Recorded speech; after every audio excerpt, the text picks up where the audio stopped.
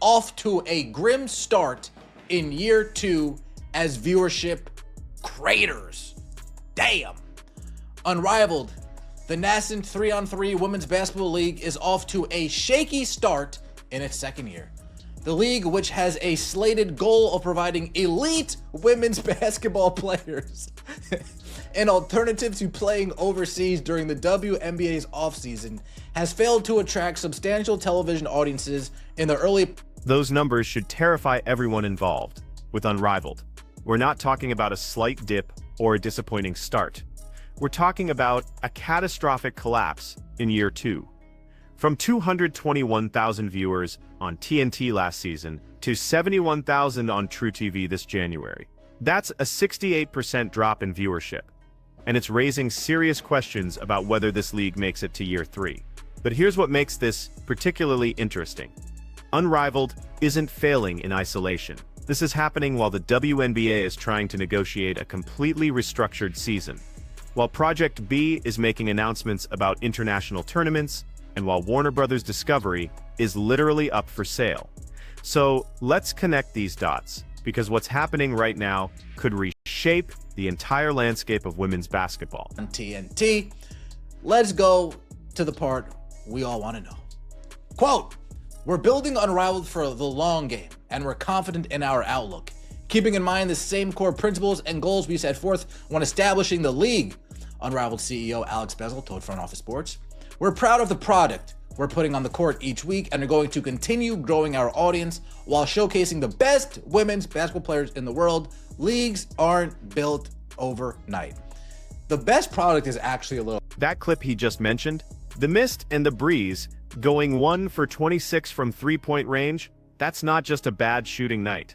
That's a fundamental product quality issue. And when your CEO comes out and says, "We're proud of the product we're putting on the court," while Twitter is filled with blooper reels of players falling over each other and missing wide-open shots, you've got a credibility problem. Alex Beasley told Front Office Sports they're building Unrivaled for the long game, and that leagues aren't built overnight.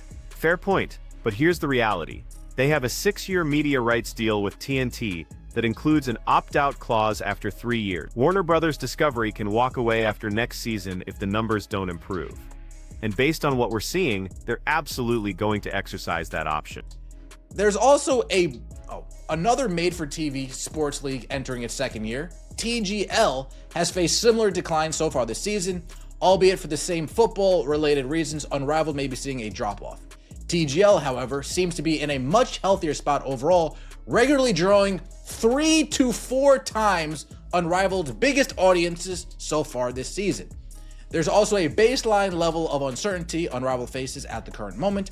The league is partly owned by TNT, whose parent company, Warner Bros. Discovery, is in the midst of a messy sale process. Now, this is where it gets complicated. Warner Bros. Discovery is currently in the middle of a messy sale process. Netflix and Paramount are both competing to buy the company, and whoever wins that bidding war gets to decide Unrivaled's fate. Think about those two potential buyers for a second. Netflix has built its entire brand around progressive content and activist messaging. Unrivaled, with its social justice focus and player empowerment narrative, fits perfectly into Netflix's content strategy. They'd probably love to put it behind a paywall and promote it heavily to their subscriber base. Paramount, on the other hand, they're a traditional media company focused on profitability and ratings. They look at 71,000 viewers on truTV and see a massive waste of resources. If Paramount wins the bidding war, Unrivaled is probably done. Especially under new ownership. Paramount will probably get Unrivaled the bleep out of here. I gotta be honest. Paramount would most likely get Unrivaled the bleep out of here. Netflix, on the other hand, they'd probably like a message like Unrivaled to be on their platform. I'm just being honest. I'm just being honest.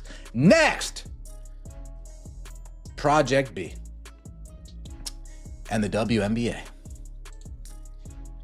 Project B Tokyo could conflict with proposed... He's absolutely right to be skeptical. Project B has all the hallmarks of a venture that's not quite ready for prime time. They announced a few players back in December, went completely silent for weeks, then suddenly dropped this Tokyo tournament announcement with dates that directly conflict with the proposed WNBA schedule. Here's what we know. Project B is planning their Tokyo stop from March 26th through April 4th. That's a 10-day tournament. But the WNBA is currently proposing a new CBA that would start training camp as early as mid-March, with the season potentially beginning in April. The math doesn't work. And this raises an obvious question. Did Project B coordinate with the WNBA before announcing these dates? Or are they just throwing tournaments on the calendar and hoping players choose them over the league that actually pays sustainable salaries? His first tour dates, and they could overlap with the WNBA calendar. The startup league, with plans for its inaugural season to begin in November and extend through April, said this week that its Tokyo tournament will start March 26th and end April 4th. The 5-on-5 league is planning a global series of tournaments in Europe, Asia, and the Americas. It's likely that the Tokyo stop will be one of the league's last before players return to the WNBA. Let me say this actually as a side note. Let's say there is a Project B.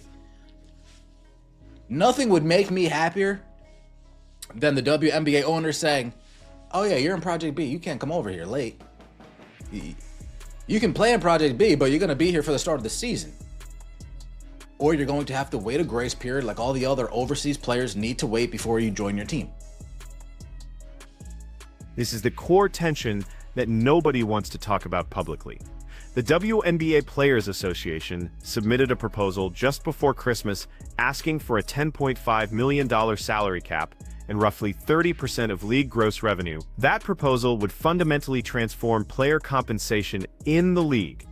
But here's the catch. To generate the revenue needed to support those salaries, the WNBA needs to expand the season. The league is proposing an increase from 44 games to between 50 and 54 games. More games means more broadcast inventory, which means more media rights revenue, which theoretically supports higher player salaries. The problem? More games means a longer season. And a longer season means less time of players to compete in leagues like Unrivaled or Project B. This isn't just about scheduling conflicts. This is about whether WNBA players can continue to supplement their income through off-season leagues, or whether the WNBA season becomes their full-time, year-round commitment. Put in some parameters, put in some guidelines. Don't just let these players walk all over you. I'm just saying. The league and WNBA Players Association are currently in a stalemate in discussions for a new collective bargaining agreement. The union is still waiting for a response to a proposal they submitted close to Christmas, according to sources familiar with negotiations. Whoa. The union is still waiting for a response to a proposal they submitted close to Christmas. The owners are telling you that proposal's nuts. That proposal's loony. That proposal's not happening. He's highlighting a massive logistical problem that the WNBA hasn't adequately addressed. Training camp currently starts April 27th, 2 weeks after the WNBA draft. That timing allows rookies to finish their college seasons, participate in the draft, and then join their professional teams with a reasonable transition period.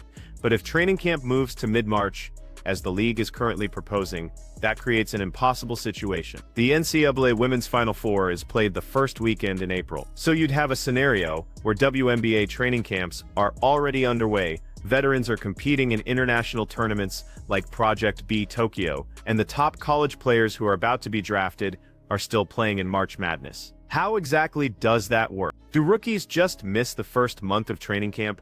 Do veterans get excused absences to finish their Project B commitments?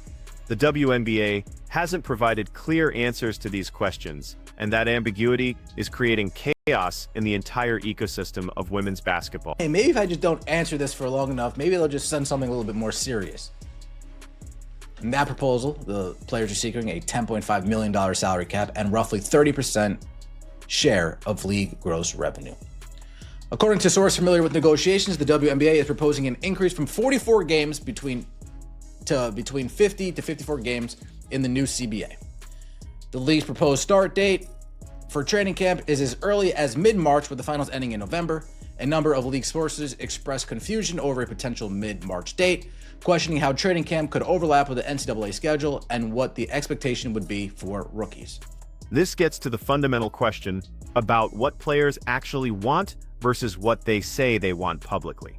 For years, WNBA players have advocated for a longer season with fewer back-to-back games. The logic makes sense. Spreading games out reduces injury risk, allows for better recovery, and theoretically improves the quality of play. But a longer season with fewer back-to-backs requires more calendar days. Basic math. If you're playing 54 games instead of 44, and you're reducing back-to-backs, you need the season to start earlier and end later. That's non-negotiable. So here's the tension. Players want higher salaries, which requires more games and more broadcast revenue. They want fewer back-to-backs, which requires a longer season. But they also want to maintain the ability to play in Unrivaled, Project B, and overseas leagues during the off-season. You can't have all three. Something has to give. Training camp started April 27th last season, 2 weeks after the WNBA draft. Under the current CBA, the league has the ability to start training camp as early as April 1st. The league has never implemented that early for a number of reasons, including that the Final Four is played on the first weekend in April. The WNBA did not immediately return a request for comment on Thursday. So if there is a Project B, even how the league starts now, it's going to conflict. The league now starts, what did it say, April 17th? April 27th, the training camp started. And Project B would end April 4th. So they'd have roughly 3 weeks with how it's currently going down. But the players have always been talking about extending the season. They want less back-to-backs. So if you want less back-to-backs, the season needs to get longer. It needs to start sooner and it needs to end later. There's no way around that. But that'll also make people pick between WNBA and Project B. And do you want to take an off season in Project B, or do you want to just play 365 days around? But if the WNBA is offering these players $500,000, $250,000, $1 million for the max deal, then there's no need to go play in Project B. There's no need to go play on Unrivaled. But something tells me this has just been more about ego than anything else. Let me know your thoughts in the comment section below. I appreciate all the support. Like the video, comment, subscribe. And this is where we need to talk about what's really driving these decisions. If the WNBA actually implements the salary structure that players are asking for, the financial calculus completely changes. A max contract of $1 million, with average salaries around $250,000 to $500,000. That's life-changing money for most WNBA players. At that compensation level, the incentive to play in Unrivaled or Project B diminishes significantly. Why would you risk injury playing 3-on-3 basketball in Miami for a supplemental paycheck when you're already making $500,000 in the WNBA? The math stops making sense. But here's what nobody wants to say out loud. This might not actually be about money.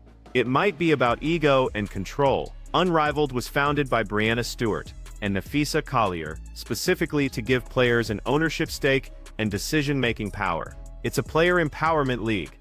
The appeal isn't just the paycheck. It's the ability to build something independent of the traditional league structure, and that creates a fascinating dynamic. If players have to choose between a well-compensated WNBA career and maintaining their independent off-season ventures, what do they actually choose? We're about to find out. Let me know what you think is going to happen here. Do you think Unrivaled survives to year 3? Does Project B actually launch, or is this whole thing just vaporware? And most importantly, do you think WNBA players will actually accept a longer season that conflicts with these off-season leagues, even if it comes with significantly higher salaries? Because here's my prediction. The WNBA owners are going to draw a hard line. They're going to say, you want a $10.5 million salary cap? Fine. But you're going to be here for training camp on time. You're going to play the full season, and you're not going to disappear to Project B Tokyo in April. And when that ultimatum comes, we're going to see which players are actually serious about building their careers in the WNBA versus which ones are more interested in maintaining control through independent leagues. The next few months are going to be fascinating. The CBA negotiations are at a stalemate, with the league still waiting for a response to the players' Christmas proposal. That silence tells you everything. The owners think that proposal is absurd, and they're waiting for the union to come back with something more realistic. Meanwhile, Unrivaled is hemorrhaging viewers and facing an existential threat from the Warner Bros. Discovery sale. If Netflix buys the company, Unrivaled probably gets a lifeline. If Paramount wins, it's over. And Project B is out here, announcing tournaments, without any clear indication that they've actually secured the top-tier talent they need to be credible. This is all connected. The future of women's basketball isn't just about one league or one tournament. It's about whether the ecosystem can support multiple professional options, or whether everything eventually consolidates around the WNBA as the primary vehicle for elite women's basketball. My gut tells me we're headed for consolidation. The WNBA is going to offer players enough money that the off-season leagues become less attractive.